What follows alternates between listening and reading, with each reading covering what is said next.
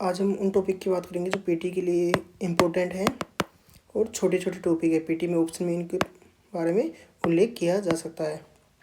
चलो पहले बात करते हैं IBC international big cat alliance की। इनमें जो भी 5 प्रकार की जो कैटें हैं बड़ी वाली शेर, चीता, तेंदुआ, जगुआर, इनकी बात करेंगे। फिर अपन प्रोजेक्ट टाइगर की बात करेंगे। प्रोजेक्ट टाइगर की स्थापना कब हुई थी? ये हुई थी 1973 में। फिर अपन बात करेंगे प्रोजेक्ट एलिफेंट, इसकी स्थापना 1992 में हुई थी। इसके बाद प्रोजेक्ट स्नो लेपर्ड की बात करेंगे। प्रोजेक्ट डॉल्फिन की बात करेंगे, ये लेटेस्ट है, 2021 में इसकी स्थापना हुई थी।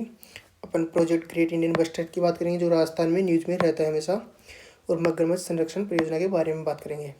तो आज अपन इन 7 टॉपिक को लगभग 1 घंटे 30 से 40 मिनट के समथिंग क्लियर कर लेंगे। ओके, अपन शुरू करते हैं बिग कैट एलायंस के बारे में। देखो, जो बिग कैट एलायंस है इसमें ज़्यादा फैक्ट नहीं है, छोटे छोटे 4-5 फैक्ट याद करने की ज़रूरत है। यदि कोई ऑप्शन में पूछा है जाए कभी तो अपन को एनालिसिस करने में और उसका एनालिटिक अपन आंसर निकाल पाए। देखो, IBC international big cat alliance, इसमें देखो कौन कौन शामिल है। बाघ, शेर, चीता, हिम तेंदुआ, स्नो लेपर्ड जो भी अपना प्रोजेक्ट भी है, तेंदुआ और जैगुआर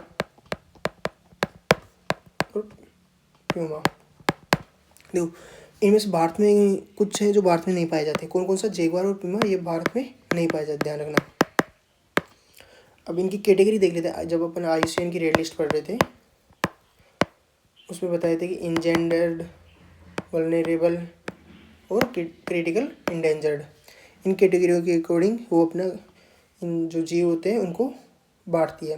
तो जो बाघ है वो कौन सी कैटेगरी में आता है? ध्यान रखना, इंडेंजर्ड कैटेगरी है। यूपीएससी इनके बारे में ज़रूर पूछती है कि बाघ इंडेंजर्ड कैटेगरी में है वगैरह। और जो तेंदुआ है जिसका अपन संरक्षण कर रहे हैं, हिम तेंदुआ का तो अभी आगे प्रोजेक्ट देखेंगे। तेंदुआ वल्नरेबल कैटेगरी में है और जैगुआर और प्यूमा ये लिस्ट कंसर्न है और जैगुआर नियर थ्रेटेंड। अच्छा, जो शेर के बारे में, शेर अपने गुजरात में पाया जाता है। कौन सा शेर पाया जाता है? Asiatic lion. कौन सी कैटेगरी में है? ये इंडेंजर्ड कैटेगरी में, ध्यान रखना। इसके बारे में, ये भारत के केवल जो अपना गिर राष्ट्रीय नेशनल पार्क है, कहाँ है? गुजरात में, वहीं पाए जाते हैं। तो एशियाटिक लोइन कहाँ पाए जाते हैं? गिर राष्ट्रीय नेशनल पार्क। अच्छा, अभी एक परियोजना की शुरुआत हुई है जिसमें ये किया जा रहा है कि जो एशियाटिक लोइन है इनको इस पार्क से हटा के और अन्य बाकी नेशनल पार्कों में भी शिफ्ट किया जाए। ऐसा क्यों किया जा रहा है? यदि मान लो कभी इस नेशनल पार्क में कोई महामारी आई और हो सकता है फिर तो सारे लोइन एक साथ इफेक्ट हो जाएंगे और सभी की मृत्यु हो जाएगी। तो इस कारण कोशिश किया जा रहा है कि किसी भी उनको बीमारी से एक साथ महामारी से बचाने के लिए इनको अलग अलग जगह पर भी रखा जाना चाहिए। इस कारण इनको अलग अलग जगह पर रखा जा रहा है। अच्छा, विस्तार कहाँ पर विस्तार की इनकी मंजूरी मिली है या जिनके बारे में बात चल रही है? गिरनार राष्ट्रीय नेशनल पार्क के बारे में। गिरनार, दूसरा पनिया और मिटियावाला, इन एशियाटिक लोइन को इनमें शिफ्ट करने की बात चल रही है। अच्छा, शेर दिवस कब मनाया जाता है? शेर दिवस मनाया जाता है 10 अगस्त को, अपने जो स्वतंत्रता दिवस है उससे 5 दिन पहले, ध्यान रखना। शेर दिवस।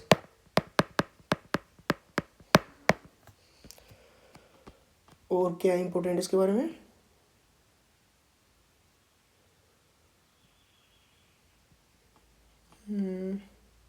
हाँ, ये छोटे मोटे जो ध्यान रखना है, तो इंडेंजर्ड में है, गिर राष्ट्रीय नेशनल पार्क में पाए जाते हैं जिसको गिरनार, पनिया और मिटियावाला यहाँ पर ट्रांसफ़र करने की बात चल रही है। अच्छा, अब बात करते हैं प्रोजेक्ट टाइगर। देखो, अपन उन्हीं फैक्ट की बात करेंगे जो पीटी के लिए इंपॉर्टेंट है या ऑप्शन में पूछा जाए तो अपन पर्सन को एनालिटिक तरीके से हल कर सकें। देखो, सभी कुछ याद होना तो पॉसिबल है नहीं और अपने को पता है भी है नहीं है कि क्या क्या पूछा जा सकता है।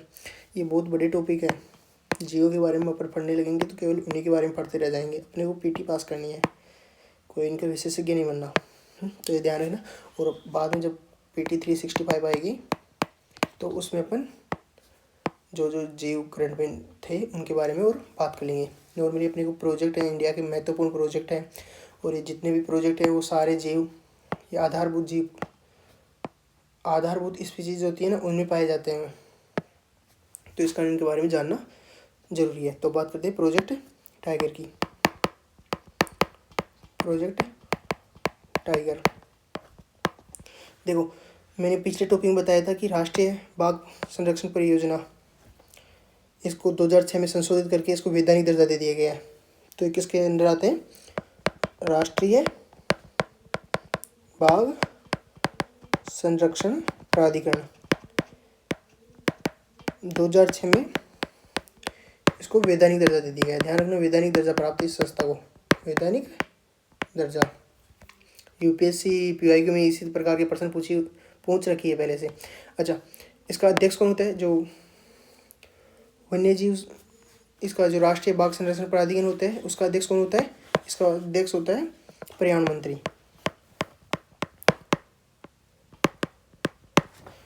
एक लास्ट क्लास में मैंने पढ़ाया था जिसके अध्यक्ष एक प्रधानमंत्री होते हैं, तो मैंने बताया था कि कन्फ्यूजन कर सकते हो, इस कारण इसको ध्यान रखना, वहाँ के प्रधानमंत्री पीएम होते हैं। वो कौन सी संस्था थी?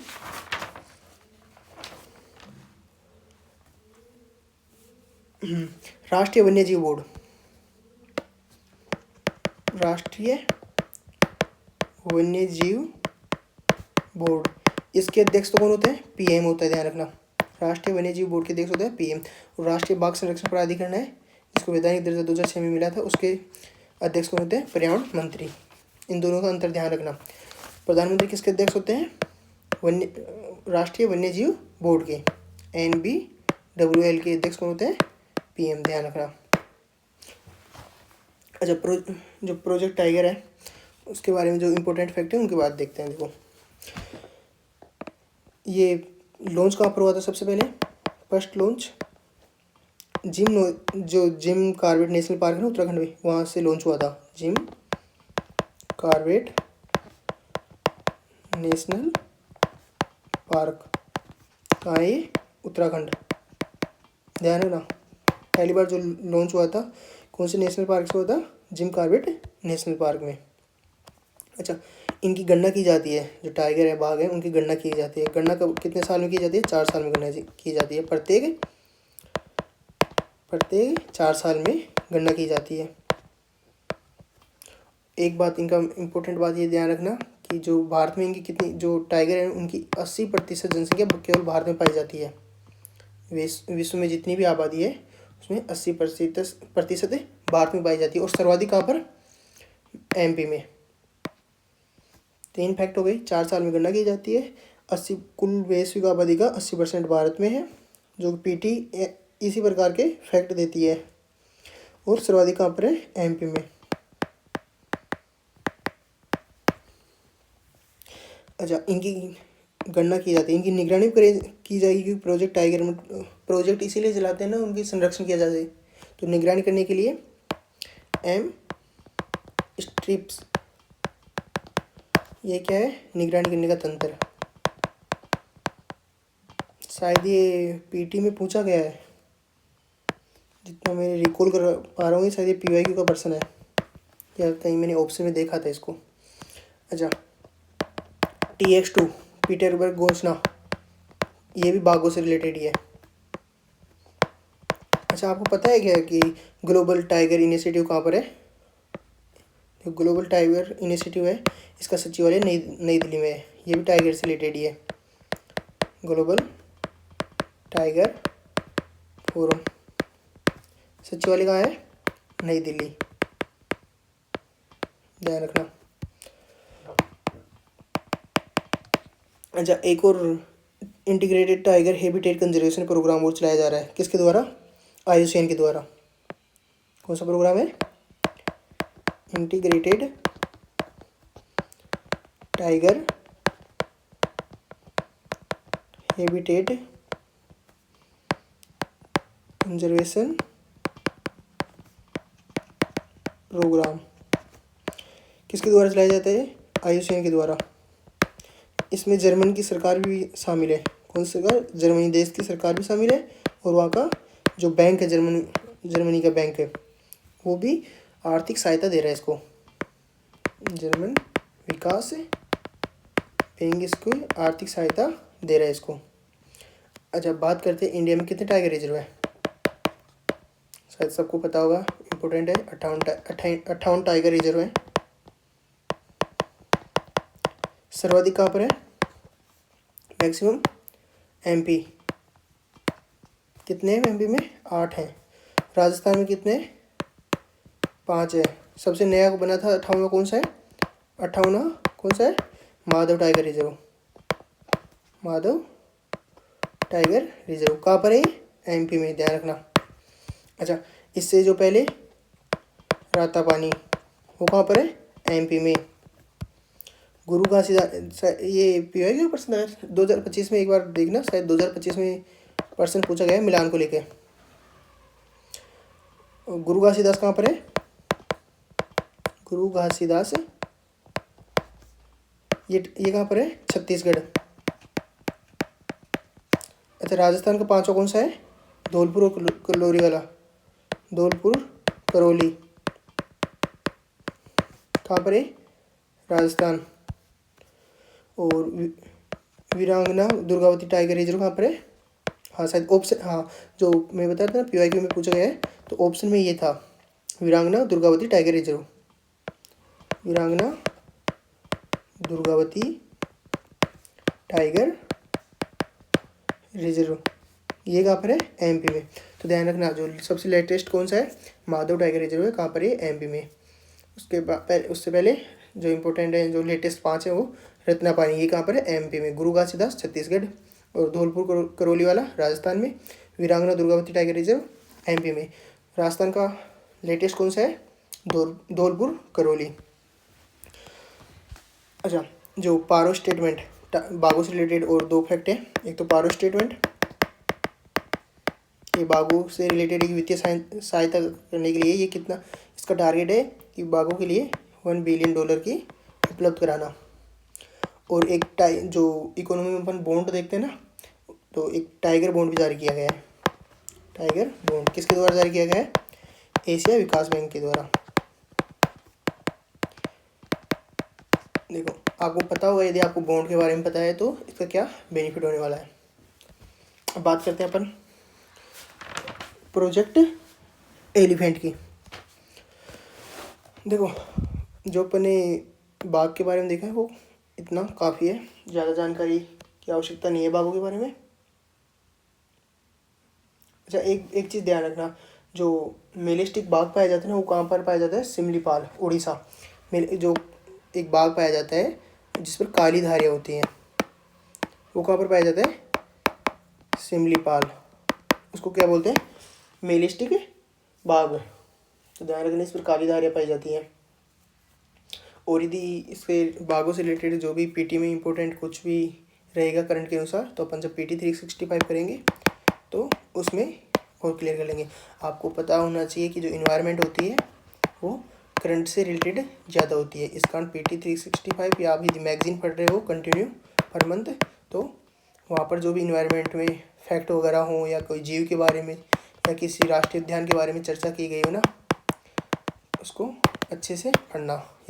प्रश्न पूछे जाएंगे वो पहले के नहीं पूछे जाएंगे, ना ही ज़्यादा स्टैटिक पार्ट से। स्टैटिक पार्ट से वही प्रश्न पूछे जाएंगे जो मैं पहले पढ़ा चुका हूँ ना, शुरू में जब जैव विविधता के बारे में पढ़ रहे थे या बेसिक परिभाषाएं पढ़ रहे थे।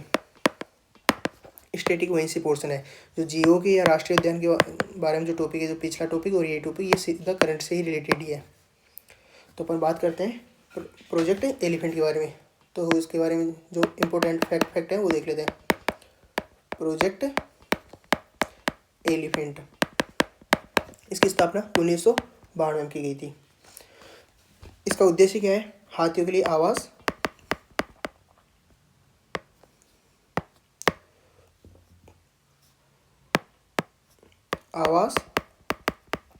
और जो हाथी गलियारा होता है ना, उनकी रक्षा करना।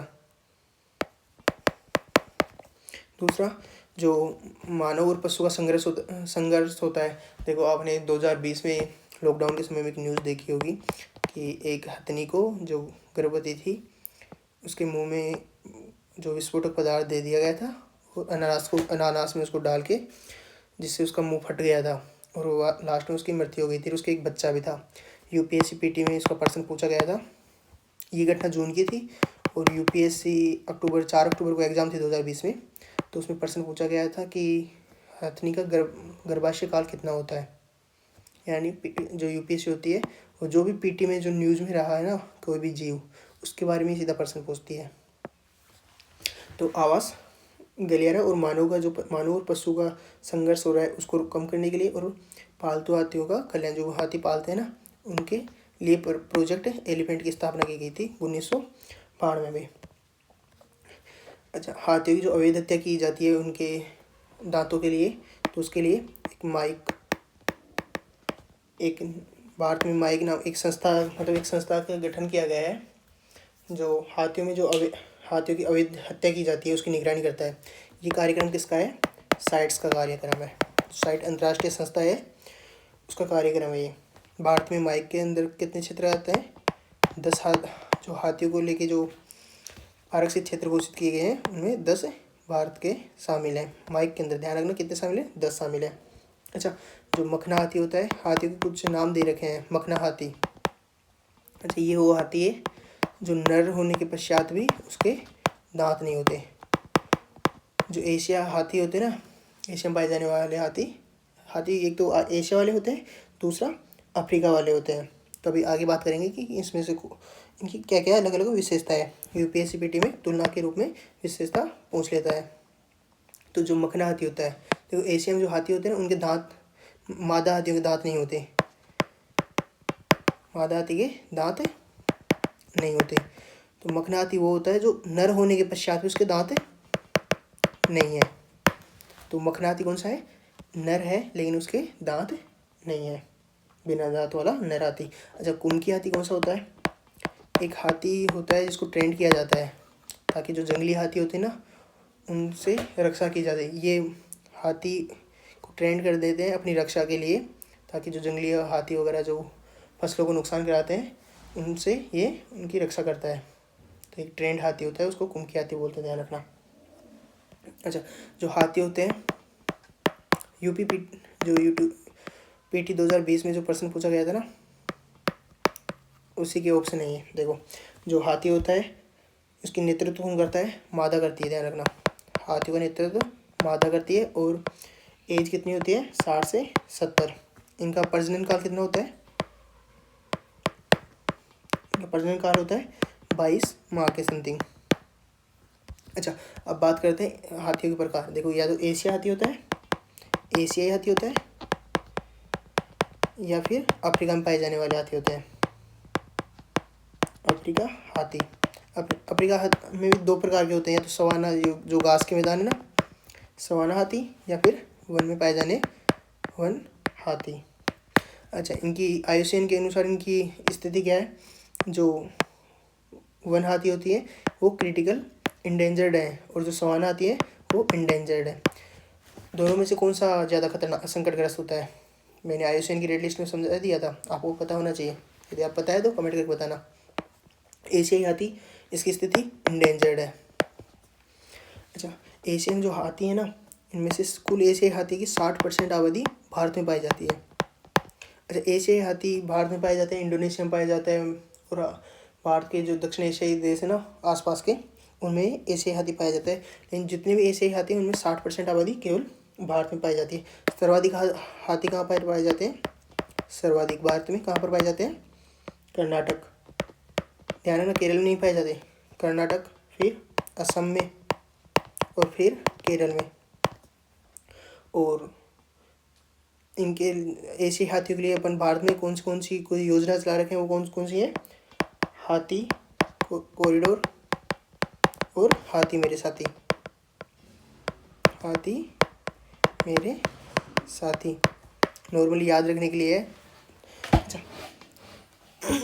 जो माइक के अंदर जो 10, अच्छा माइक के अभी मैंने बताया था क्या था? साइट्स का एक प्रोग्राम है जो किसके लिए है? हाथियों की अवैध हत्या को रोकने के लिए। भारत में कितने हैं? 10 हैं। गूगल कर लेना कौन कौन से हैं, एक बार मैं बता देता हूँ कौन कौन से। ऊपर से अपन नोट्स से बात करते आते हैं। असम में 2 हैं, चिरांग रिपू, धमपटकी। फिर अरुणाचल प्रदेश में देवमाली। और अरुणाचल प्रदेश से अपन थोड़ा नीचे आएंगे, मैन जो मुख्य धारा वाला भारत है, मतलब पश्चिम बंगाल को क्रॉस करके, तो पश्चिम बंगाल में पूरी द्वार, यानी पूर्व का जो द्वार है, पूरी द्वार हो गया, 4 हो गए। फिर पश्चिम बंगाल से नीचे आते हैं, कौन सा आता है? उड़ीसा। उड़ीसा में क्या कौन सा है? मयूरभंज। मयूर, ध्यान रखना, तो मोर की तरह मन ना, मयूर मोर को तो बोलते हैं ना। मयूरभंज उड़ीसा में आ गए। उड़ीसा से जैसे नीचे आए तो कर्नाटक, कर्नाटक में मैसूर। और कर्नाटक से नीचे गए तो तमिलनाडु, तमिलनाडु में नीलगिरी। अब अपन नॉर्थ की ओर बात करते हैं। नॉर्थ में उत्तराखंड में शिवालिक और गारो हिल्स और एक वायनाड झील। ये 10 माइक के अंदर जो हाथियों के आरक्षित क्षेत्र हैं वो हैं।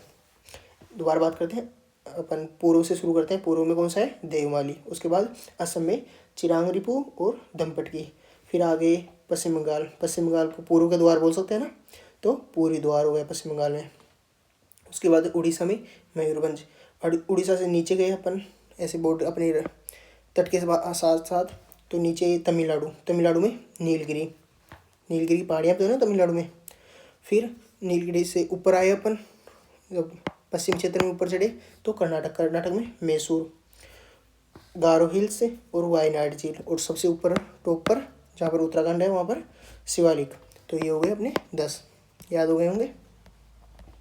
अच्छा, अब बात करते हैं प्रोजेक्ट स्नो लेपर्ड की।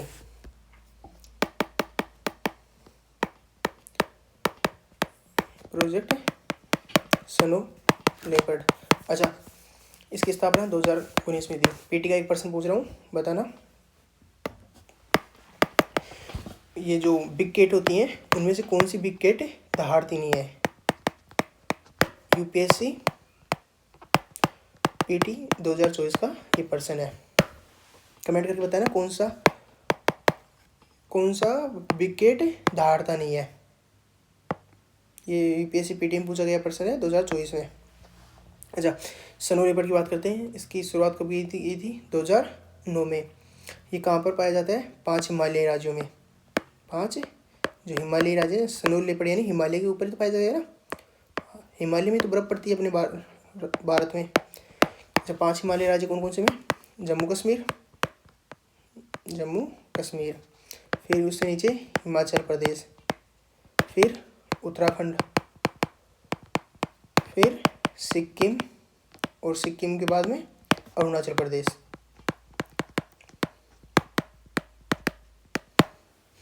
अरुणाचल प्रदेश में एक वो पाया जाता है,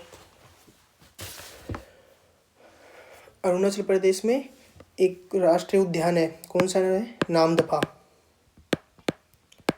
इस राष्ट्रीय उद्यान के अंदर, अरुणाचल प्रदेश में नामदफा, इसमें सभी प्रकार की बिग कैट पाई जाती हैं, जिसमें बाघ हुआ, तेंदुआ हुआ। भारत का एकमात्र राष्ट्रीय उद्यान है जिसमें सभी प्रकार की बिग कैट एलाइंस की प्रजातियां पाई जाती हैं। बाघ, हिम तेंदुआ हुआ, क्लाउड लेपर्ड। तो ध्यान रखना पीटी के अनुसार कौन सा टाइगर रिजर्व है, ये कौन सा राष्ट्रीय उद्यान है जिसमें सभी प्रकार के बिग कैट एलाइंस पाए जाते हैं। 4 प्रकार की प्रजातियाँ पाई जाती हैं, शेर नहीं पाया जाता, ध्यान रखना, सभी प्रकार में शेर नहीं है। अच्छा, ये जो हिम तेंदुआ होता है ना, स्नो लेपर्ड, अपना राष्ट्रीय पशु कौन सा है? टाइगर हुआ। और जो किर्गिस्तान है ना अपने नॉर्थ में, उसका राष्ट्रीय पशु है स्नो लेपर्ड। ध्यान रखना, वैसे ही बता रहा हूँ फैक्ट के लिए, याद रखने के लिए रह सके तो। अच्छा, जो हिम तेंदुआ है ये एक फ्लैगशिप प्रजाति है। फ्लैगशिप प्रजाति क्या होती है? मैंने पीछे बताया था पिछले वाले टॉपिक में, जब अपन IUCN की बात कर रहे थे ना, उस टॉपिक में मैंने बताया था कुछ प्रजातियों के बारे में। तो ये फ्लैगशिप प्रजाति है। अच्छा, इसके बारे में, स्नो लेपर्ड के बारे में, इसको वित्त पोषित करने के लिए वैश्विक पर्यावरण सुविधा जो है ना, GEF कोप के अंतर्गत इसकी स्थापना की गई थी, ध्यान रखना। और UNDP द्वारा वित्त पोषित है। और एक और चीज़ ध्यान रखना इसमें, जो वैश्विक हिम तेंदुआ है उसका वैश्विक हिम तेंदुआ और पारिस्थितिक तंत्र संरक्षण, ये भी एक कार्यक्रम चलाया गया है। आपने कमेंट कर दिया कि कौन सा जो विकेट है जो धारता नहीं है। ध्यान रखना चीता है जो धारता नहीं है। अब बात करते हैं अपन प्रोजेक्ट डॉल्फिन की। पीटी में प्रश्न पूछा गया था गंगा नदी डॉल्फिन के बारे में। प्रोजेक्ट डॉल्फिन कब शुरुआत की गई थी? 2021 में। ये भारत की नदी और समुद्री डॉल्फिन दोनों का संरक्षण के लिए शुरू किया गया है। किसके लिए? जो भारत में यदि कोई नदी है उसके लिए भी, और साथ में जो समुद्री में डॉल्फिन पाई जाती है ना, उनके दोनों के संरक्षण के लिए शुरू किया गया है। अच्छा, डॉल्फिन एक बात ध्यान रखना, मीठे पानी की जो डॉल्फिन होती है ना, वो 4 प्रकार की होती हैं, 4 प्रजातियाँ इनकी, है ना। कौन सी? एक तो हो गई अपनी गंगा नदी वाली भारतीय गंगा डॉल्फिन, इसको सूसू भी बोलते हैं। जब ये चलती है तो सूसू की आवाज़ करती हुई जाती है। भारतीय गंगा नदी डॉल्फिन हो गई। दूसरी जो अपने पाकिस्तान में पाई जाती है, जो सिंधु नदी है ना पाकिस्तान में, उसमें पाई जाती है भूलन। इसको भूलन इससे बोलते हैं क्योंकि रास्ता भूल जाती है ना, ध्यान रखना याद करने के लिए। ये कहाँ पर पाई जाती है? सिंधु नदी में। एक बात, क्या भारतीय गंगा नदी डॉल्फिन केवल गंगा नदी में पाई जाएगी? नहीं, ध्यान रखना, कहीं गंगा नदी है तो इसका मतलब गंगा नदी में कर दे तो नहीं। अच्छा, एक ये संकेतक प्रजाति के रूप में भी कार्य करती है। संकेतक प्रजाति कौन सी होती है? जो पर्यावरणीय परिवर्तन को संवेदनशील होती है। और ये केवल जो गंगा नदी डॉल्फिन है केवल साफ पानी में ही रहती है। ध्यान रखना, ये संकेतक प्रजाति भी है प्रजाति। तीसरी कौन सी हो गई? बोटो, जो अमेजोन नदी है ना, सबसे चौड़ी नदी, सबसे ज़्यादा अमेजोन नदी, उसमें पाई जाती है कौन सी? बोटो। एक जो अपने ऊपर जो चाइना है ना, वहाँ पर पाई जाती है, उसको बाईजी वाइट डॉल्फिन बोलते हैं, जो शायद विलुप्त तो हो चुकी है। बाईजी वाइट डॉल्फिन। तो ध्यान रखना, मीठे पानी की 4 डॉल्फिन होती है, 4 प्रकार की प्रजातियों में डॉल्फिन होती है। ये कौन सी नदी में पाई जाती है? यांगत्से नदी में। अब अपन जो अपनी भारत में पाई जाती है अपनी गंगा नदी डॉल्फिन, उसकी बात करते हैं। गंगा डॉल्फिन की बात करते हैं, इसके बारे में कुछ इंपॉर्टेंट देख लेते हैं। ये कौन कौन सी, केवल मैंने बताया था केवल गंगा नदी में नहीं पाई जाती, बाकी जो ब्रह्मपुत्र मेघना और सांगू और कर्णफूल नदी, इनमें भी पाई जाती है। ध्यान रखना, ये इसको राष्ट्रीय जलीय जीव घोषित किया गया है, राष्ट्रीय, ताकि इसका संरक्षण किया जा सके। जलीय, भारत का राष्ट्रीय पशु टाइगर है, उसी प्रकार ये जो जलीय जीव है वो डॉल्फिन है। अच्छा, इसके बारे में एक फैक्ट है, ये अपनी जो दिशा होती है ना, उसका दिशा और शिकार का पता अल्ट्रासाउंड के द्वारा लगाती है। अल्ट्रासाउंड, यूपीएससी जब प्रश्न पूछती है किसी जीव के बारे में तो इसी तरह के फैक्ट देती है। तो अल्ट्रासाउंड के द्वारा दिशा और शिकार का पता लगाती है। अल्ट्रासाउंड के द्वारा कैसे? जो ये अपना एक साउंड छोड़ती है, तो कोई दिशा के बारे में भी उसी से पता चलता है कि जब टकरा के वापस आता है ना साउंड, उसी से पता चलता है। आगे कोई शिकार है तो जब साउंड छोड़ेगी तो उससे टकरा के वापस आएगा, तो उससे इसको पता चलता है। अच्छा, इनकी एक बात, ये ज़्यादा गहराई में नहीं जा सकती क्योंकि इनको सांस लेने के लिए प्रत्येक 3 मिनट में बाहर आना होता है, ध्यान रखना। अच्छा, भारत का कोई राष्ट्रीय पार्क है इनके लिए?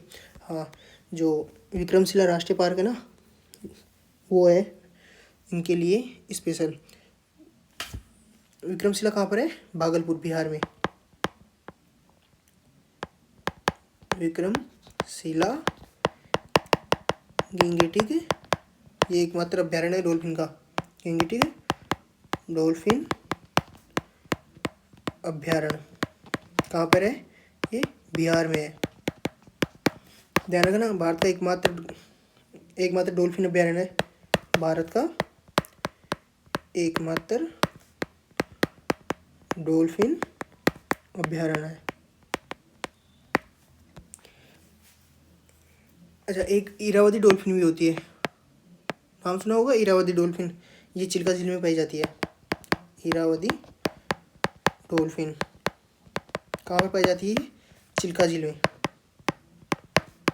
चिल्का झील में। अब बात करते हैं प्रोजेक्ट, जो थोड़ा छोटा मोटा फैक्ट देख लेते हैं, क्योंकि जो हमेशा चर्चा में रहते हैं वो कौन सा है, जो ग्रेट इंडियन बस्टर्ड है ना राजस्थान का, वो हमेशा चर्चा में रहता है। कौन सा प्रोजेक्ट? किसके लिए? ग्रेट इंडियन बस्टर्ड के लिए। सुप्रीम कोर्ट में भी इसके बारे में केस चला था, great Indian bustard. Rajasthan government द्वारा 2013 में चालू किया गया था। अच्छा, इस प्रोजेक्ट की स्थापना राजस्थान गवर्नमेंट द्वारा की गई, क्योंकि राजस्थान में पाया जाता है ज़्यादातर। राजस्थान गवर्नमेंट द्वारा कब? 2013 में किसकी स्थापना? ग्रेट इंडियन बस्टर्ड प्रोजेक्ट की। अच्छा, इसके कुछ फैक्ट ध्यान रखना। 23 प्रकार की उप प्रजातियाँ होती हैं इसमें, उप प्रजातियाँ होती हैं, जिनमें से भारत में 4 पाई जाती हैं। 23 में से भारत में 4 पाई जाती हैं। अच्छा, एक सबसे छोटा होता है इन 4 प्रजातियों में, एक जो भारत में पाया जाता है ना, टेसर फ्लोरिन। टेसर फ्लोरिन, ये ध्यान रखना, ग्रेट इंडियन बस्टर्ड की प्रजाति है टेसर फ्लोरिन। अच्छा, ये बहुत अच्छा डांसर होता है और ये सबसे छोटा होता है, ग्रेट इंडियन बस्टर्ड में सबसे छोटा होता है और ये बेस्ट डांसर होता है, ध्यान रखना, टेसर फ्लोरिन। ये फैक्ट ध्यान रखना। अब बात करते हैं मगरमच्छ परियोजना के बारे में।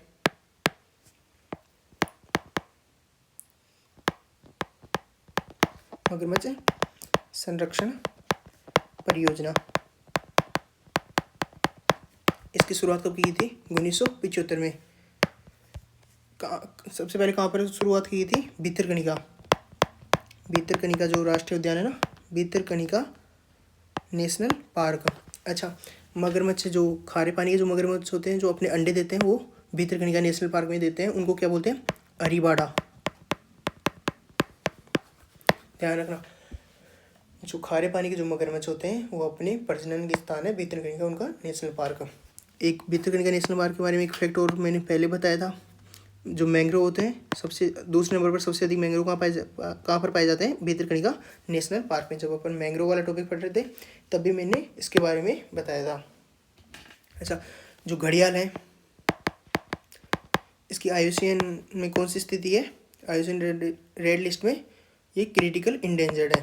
ध्यान रखना, भारत की जितने भी जीव हैं जो क्रिटिकल इंडेंजर्ड यानी सबसे संकटग्रस्त जीव हैं, यदि इनका संरक्षण नहीं किया गया तो ये विलुप्त हो जाएंगे, तो उस कैटेगरी में आता है। तो जो भी क्रिटिकल इंडेंजर्ड में है उसके बारे में आप एक बार देख लेना, उनका डायग्राम देख लेना, उनकी खास विशेषता। मैंने टेलीग्राम पर इनके बारे में इनकी फ़ोटो एक पूरा PDF अपलोड कर रखा है, जिसमें फ़ोटो है इनकी और इनकी जो खास विशेषता है वो है शामिल की गई है। तो घड़ियाल क्रिटिकल इंडेंजर्ड में है। अच्छा, जो मगरमच्छ होते हैं वो रात्रिचर होते हैं। अच्छा, मगरमच्छ 2 प्रकार के होते हैं, या तो मीठे पानी का होगा या खारे पानी का। जो मीठे पानी का मगरमच्छ है भारत में उनकी स्थिति वल्नरेबल है, और जो खारे पानी का है वो लिस्ट कंसर्न वाली स्थिति में। अच्छा, खारे पानी का जो अमेरिका में जो पाया जाता है, जैसे 2 होते हैं खारे पानी में भी, एक को बोलते हैं एलिगेटर और दूसरा क्रोकोडाइल। जो एलिगेटर होता है ना, इनमें एक ओटोजोनी। अच्छा, आपने सुना है क्या कि कुछ जीव ऐसे जैसे कछुए वगैरह कुछ ऐसे जीव आने लग गए जिनमें उनका इस प्रकार आनुवंशिक विकास हो गया कि वो खुद ही प्रजनन के द्वारा बच्चे पैदा कर लेते हैं, यानी उनको किसी मेल की जरूरत नहीं होती प्रजनन के लिए। तो ये मादा स्वयं, इसमें मादा स्वयं शुक्राणु का निषेचन कर लेती है। इसको कौन सी बोलते हैं? ऑटोकोलॉजी।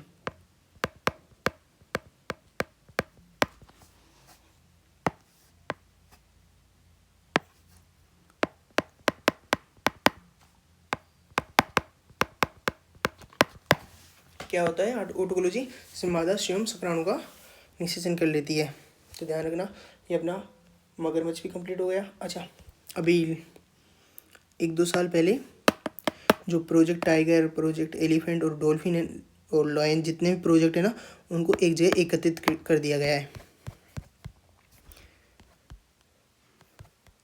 एक सेकेंड, इनको एक जगह एकत्रित कर दिया गया है और एक ही मतलब ताकि सभी का एक साथ विकास किया जा सके। ऐसे एकत्रित नहीं किया गया कि उनको हटा दिया गया, नहीं, इनके लिए वन्य पर्यावासों के लिए एक एकीकृत विकास किया जाए, इसके लिए योजना चालू की गई है। कौन सी? वन्य जीव पर्यावासों का एकीकृत विकास हो सके। अच्छा, जो प्रोजेक्ट टाइगर हुआ, प्रोजेक्ट एलिफेंट हुआ, उनका संरक्षण कहाँ पर होता है? कोई भी जो संरक्षित क्षेत्र होता है, जैसे वाइल्ड लाइफ सेंचुरी हो गया, उसमें इनका संरक्षण होता है। लेकिन जो जीव होते हैं वो केवल जंगल में ही थोड़ी सीमित रहते हैं, जंगल के बाहर भी घूमते रहते हैं। या कुछ वन ऐसे हैं जिनको कोई संरक्षण का स्थान नहीं दिया गया है, तो क्या उनका विकास नहीं किया जाएगा? उनका विकास भी हो सके, इसके लिए संरक्षित क्षेत्र वन्य जीव पर्यावासों का एकीकरण में ये प्रावधान किया गया है, ताकि जो संरक्षित क्षेत्र के बाहर जो संरक्षित क्षेत्र के बाहर जो वन्य जीव हैं उनका भी संरक्षण किया जा सके। और इसमें कौन कौन से शामिल हैं? इसमें project tiger, project elephant, project dolphin और प्रोजेक्ट लॉयन, ये सभी को एक जगह शामिल कर दिया गया। अब एक बार क्विक रिवीजन कर लेते हैं। Big cat alliance, project tiger के बारे में अपन ने क्या क्या देखा था? M strip, big cat alliance, जिसमें बाघ आता है, शेर, चीता, हिम, तेंदुआ। अच्छा, बाघ कौन सा है? इंडेंजर्ड। और जैगुआर और प्यूमा जो भारत में नहीं पाए जाते हैं, वो जैगुआर नियर थ्रेट है और ये लिस्ट कंसर्न IUCN की रेड लिस्ट। आपको नहीं पता तो मैंने समझाया था कि IUCN की रेड लिस्ट किस आधार पे जारी होती है और उनके क्या क्या क्राइटेरिया है, तो एक बार जाके देख लेना। एशियाटिक लोइन केवल गिर राष्ट्रीय नेशनल पार्क में पाया जाता है, उसका अलग दूसरे वन्य जीव अभ्यारण्यों में भी उसको लेके जाया जाए, उनको स्थापन किया जाए, उसके लिए परियोजना चालू हुई है। तो कहाँ पर कौन से चिन्हित किया गया है राष्ट्रीय उद्यान? गिरनार, पनिया और मिटियाला। 10 अगस्त को शेर दिवस मनाया जाता है, अपनी आज़ादी के 15 अगस्त से 5 दिन पहले। प्रोजेक्ट टाइगर के बारे में, प्रोजेक्ट बाघ संरक्षण प्राधिकरण, इसको वैधानिक दर्जा दे दिया गया है और कब है? 2006 के अंदर। इसका अध्यक्ष कौन होता है? पर्यावरण मंत्री। और जो वन्य जीव संरक्षण जो बोर्ड है उसका अध्यक्ष कौन होता है? PM। ध्यान रखना, दोनों में अंतर है। सबसे पहले इसकी शुरुआत हुई थी Jim Corbett national park Uttarakhand से। इसकी गणना प्रत्येक 4 साल में किया जाता है और एम स्ट्रिप और TX पीटरबर्ग घोषणा बाघों से रिलेटेड ही है। Integrated tiger habitat conservation programme German सरकार और IUCN के द्वारा शुरू किया गया। भारत में कितने टाइगर रिजर्व हैं? 58 टाइगर रिजर्व हैं, मैक्सिमम MP में और राजस्थान में 5 है। सबसे लेटेस्ट कौन सा? माधव। कहाँ पर है? MP में। पारो स्टेटमेंट और पारो स्टेटमेंट, यदि UPSC में पूछा जाए पारो स्टेटमेंट किससे रिलेटेड है, तो ध्यान रखना बाघों से रिलेटेड है। $1 बिलियन की उसमें घोषणा की गई है। प्रोजेक्ट एलिफेंट कब स्थापना की थी? 1992 में। माइक क्या होता है? साइट की कार्यक्रम है। भारत में कितने हैं माइक के अंदर? 10 हैं। कौन कौन से? मैंने बताया था कौन कौन से हैं। असम में कौन सा है? चिरांग रीपू, धमपटकी। और अरुणाचल प्रदेश में देवमाली, पश्चिम बंगाल में पूरी द्वार, और उड़ीसा में मयूरभंज, और तमिलनाडु में नीलगिरी। फिर तमिलनाडु से ऊपर आते हैं, कर्नाटक वहाँ पर मैसूर, उत्तराखंड में शिवालिक और 2 गारो हिल्स और वायनाड झील। अच्छा, मखना हाथी क्या होता है? वो है नर हाथी जिसके दांत नहीं होते। कुमकी हाथी कौन सा होता है? बाकी जंगली हाथियों से रक्षा करने के लिए एक ट्रेंड हाथी है। एशियाई हाथी इंडेंजर्ड कैटेगरी में है, और जो अफ्रीका हाथी है उनमें सवाना हाथी इंडेंजर्ड है और वन हाथी क्रिटिकल इंडेंजर्ड। क्रिटिकल इंडेंजर्ड का मतलब क्या हुआ कि इसको यदि संरक्षण नहीं किया गया तो ये समाप्त होने के कगार में है।